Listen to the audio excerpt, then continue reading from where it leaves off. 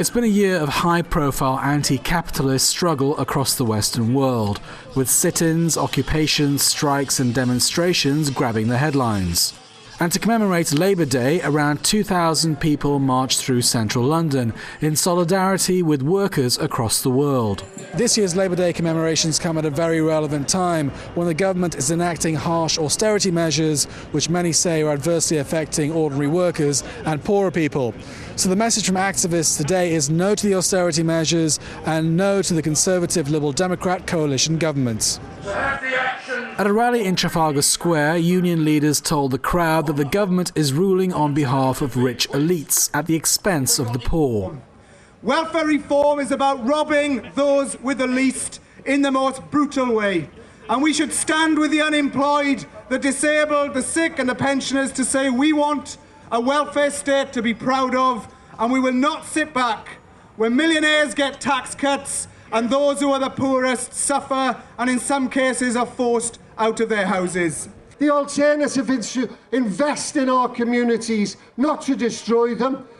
And how do we get the money? Well, what about some tax justice, making certain that the corporate elite who don't pay any taxes pay their fair way so that we can start to invest in our manufacturing industries.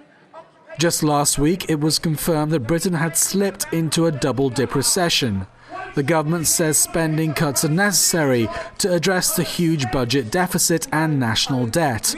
But critics say they're just choking growth. The Occupy movement and the new social movements have definitely shifted popular opinion across the globe by the fact that you can see now bankers no longer feeling comfortable in their seats. Politicians are going from scandal to scandal and crisis to crisis. And generally, we have seen global revolutions take place across the Middle East and North Africa. This has inspired millions of people here in Europe and across North America as well.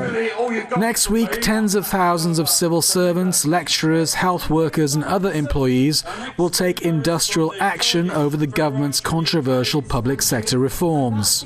With the economy showing no signs of improving, Britain looks set for a prolonged period of industrial disputes.